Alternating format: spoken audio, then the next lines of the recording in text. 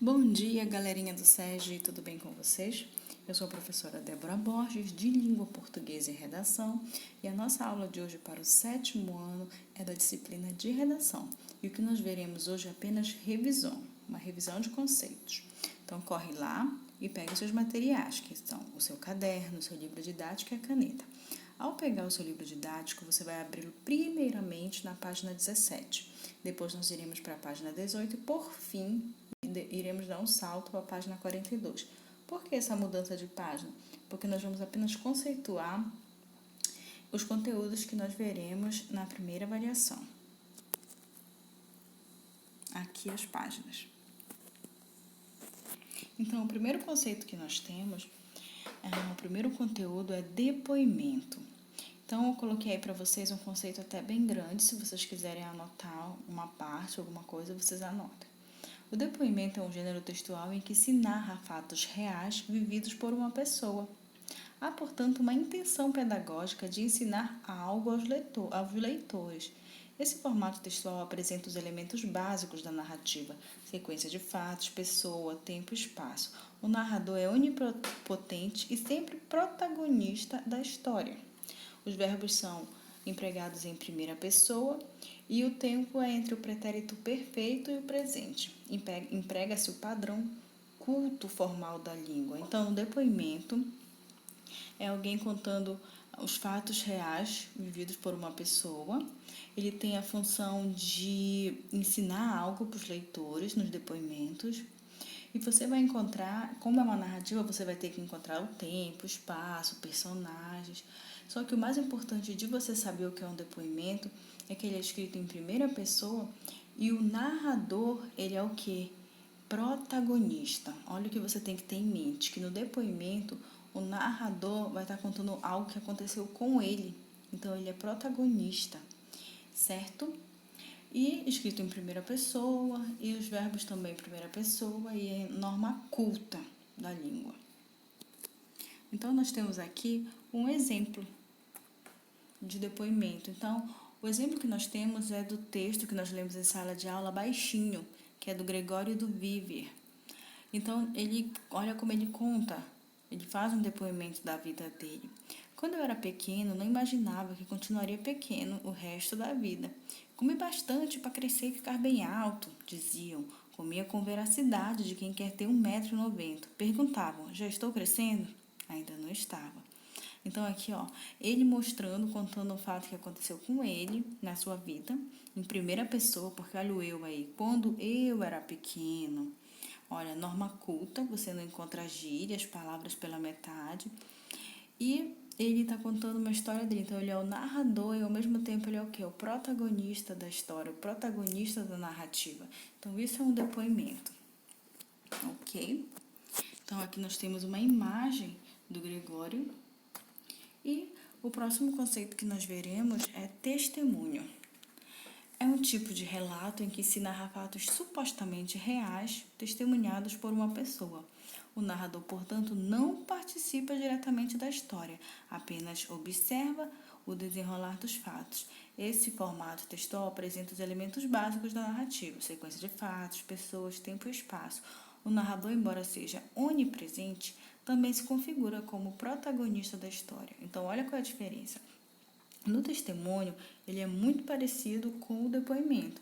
Só que o testemunho, o narrador apenas está, como diz o nome do conceito, apenas testemunhando um acontecimento. Algo que talvez nem seja com ele. Ele apenas viu alguma coisa e está contando. É como se ele fosse aquele narrador em terceira pessoa. Então, no testemunho, ele não é um protagonista. Ele não está contando um relato dele. Ele está contando algo que aconteceu. Ele até pode estar na história, ele pode ser um personagem da história, mas ele não é o protagonista, ele não é o principal da história. Então, ele é muito semelhante ao depoimento, porque você vai encontrar também os elementos da narrativa, que é tempo, espaços, personagens, mas a diferença é essa: o narrador, ele não é um protagonista, ok, gente?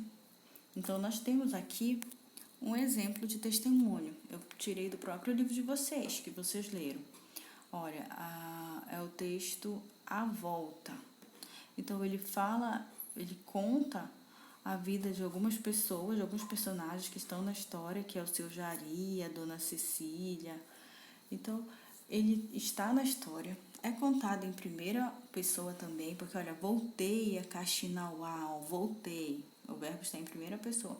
Então, ele está apenas o que? Testemunhando um fato que aconteceu em que ele estava presente, mas não foi com ele que aconteceu. Entenderam a diferença do testemunho para o depoimento? E por fim, o assunto que nós vimos ainda numa aula passada de redação, que é o assunto crônica, que é um gênero textual muito presente em jornais e revistas. Em geral, os assuntos abordados em textos desse tipo são voltados ao cotidiano das cidades.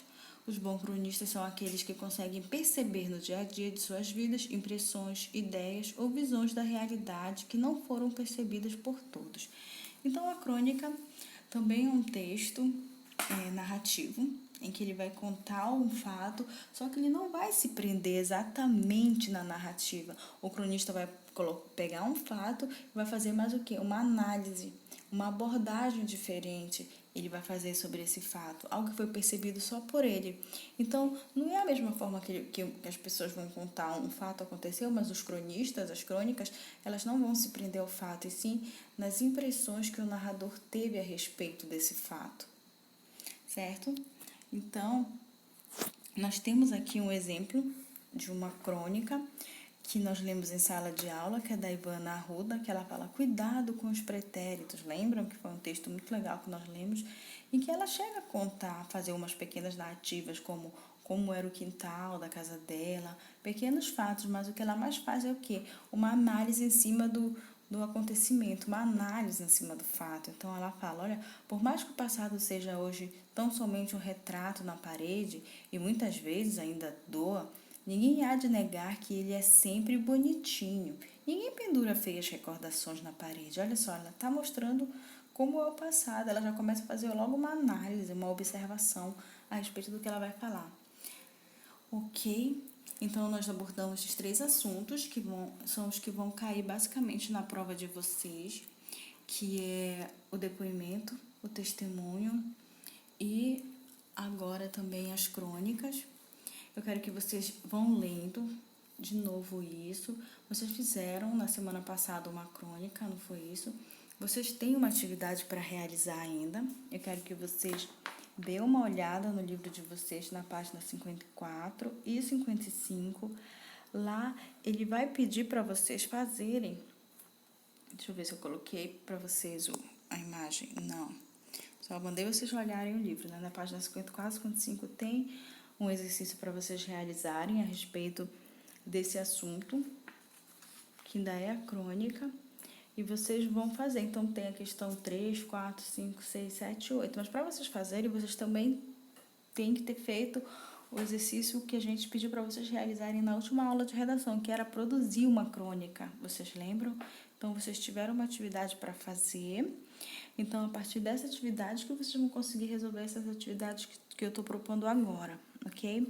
Então, leiam novamente os assuntos, esses 3 assuntos, leiam os textos novamente, vejam os conceitos, façam a anotação de vocês, porque nas próximas aulas a gente já vai começar assunto novo, certo? A gente não vai ficar só se prendendo falando das mesmas coisas o tempo todo. Então, é a última vez que eu estou falando de crônica, é a última vez que eu estou falando de depoimento, de testemunho, e é a última vez também que a gente vai estar olhando e produzindo crônicas, certo?